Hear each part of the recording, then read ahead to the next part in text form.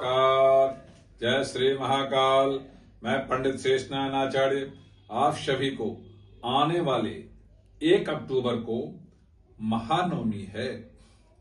इस महानवमी में जो लोग वणीय हैं, जो नवमी को पूजते हैं, उनके लिए 1 अक्टूबर निर्धारित की गई है।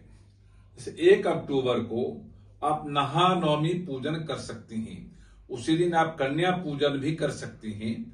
उसका समय निर्धारित है 8:30 से लेकर 10:30 बजे है।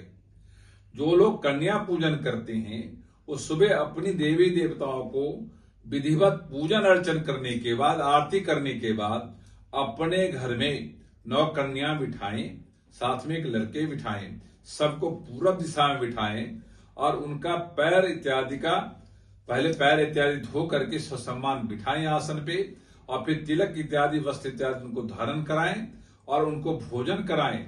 अब भोजन कराने के बाद दक्षिणा फल से तो उनको विदा करते हुए उनका पैर का चरण स्पर्श करें। तो विधि विधान के साथ यदि आप करते हैं तो आपको सिद्धि मिलती है, रिद्धि सिद्धि की प्राप्ति होती है। जो 9 दुर्गा होते प्रकृति के सिद्धिदायक होता है। जो नवमी पूजते हैं वो व्यापार की बढ़ोतरी के लिए होता है। जो अष्टमी पूजते हैं वो शक्ति की प्राप्ति के लिए होता है, और जो विजयादशमी पूजते हैं वो भक्ति की प्राप्ति के लिए होता है। यदि व्यापार में रिद्धि सिद्धि चाहिए, घर में प्रकृति में रिद्धि सिद्धि चाहिए, तो महानवमी पूजने की जरूरत है। तो शास्त्र मानता है क्षत्रिय अष्टमी पूजता है और वैश्य बनिए जो नवमी पूजते हैं और 10वीं ब्राह्मण पूजता है। तो इस तरह से नवमी पूजने वालों के महानवमी विशेष तौर पे, विशेष शास्त्र का मानना है, ये विशेष तौर पे पूजन की जाती है। जो लोग पूजन करते हैं उस दिन उनको ध्यान रखने की जरूरत है कि सफेद फूल, लाल फूल और पीले फूल से देवी देवताओं को पहले सजाएं, पूजन करें और भक्ति भाव के साथ पाठ अर्चन आरती करें। फिर आरती करने के बाद विधि विधान के साथ कन्या पूजन करें। कन्या पूजन करने के बाद फिर आप यदि व्रत किया हुआ तो अपने व्रत को खोलें।